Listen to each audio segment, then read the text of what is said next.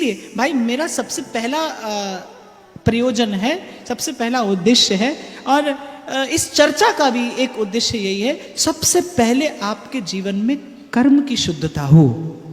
मैं फिर आपसे कहूंगा कि आप भक्त हैं, यह खबर मंदिर में नहीं पड़ेगी। आप तोलते कितना है, कैसा है, आप बोलते कैसा है, यहां से खबर पड़ेगी। व्यवहार के मध्य कसौटी पर उतरेंगे आप। धंधा छोड़ देना आसान है भाई, पर धंधे को ईमानदारी से चलाना ये बहुत मुश्किल है।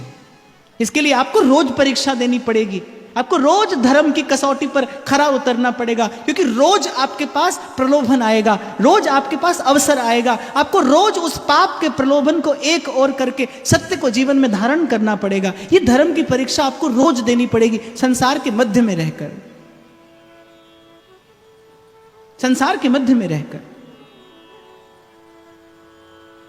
तो आनुकूल्येन कृष्णानुशीलनम स भक्तिरुत्तमा। भक्ति कैसी है? जो ईश्वर को सुख दे। और कल विराम के क्षणों में मैंने एक बात कही थी बाप, आपको स्मरण हो कि आप अपने बालक को संत सेवा करते देखें तो आपको सुख होगा ना।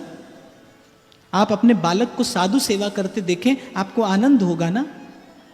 और आप बिना मांगे उसे आशीर्वाद दे देंगे। माता के हृदय से तो वात्सल्य की धारा के रूप में आशीर्वाद फूटे ही पड़ता है बालक को देखकर।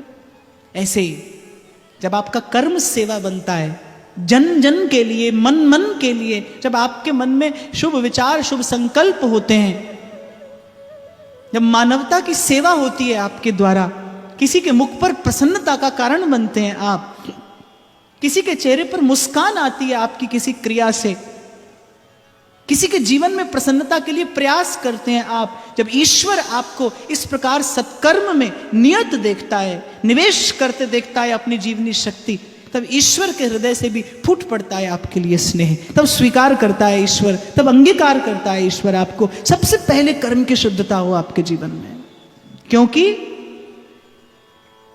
कर्म प्रधान विश्व करी राखा, जो जस करहि सो तस फल चाखा। कर्म प्रधान विश्व करी राखा। ये संसार धर्म प्रधान नहीं है, संसार कर्म प्रधान है। कर्म प्रधान विश्व करी राखा।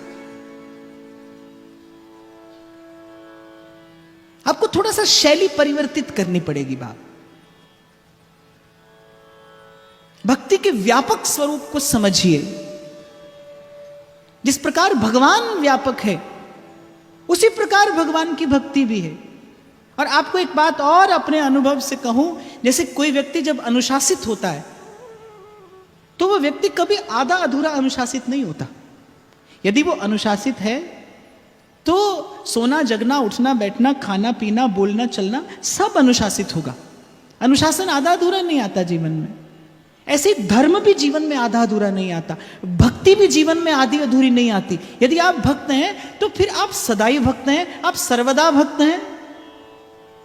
फिर कुकर को देखकर भी नामदेव का हृदय कहता है, नामदेव ने पकाई रोटी कुत्ते ने उठाई, पीछे घी का कटोरा लिए जा।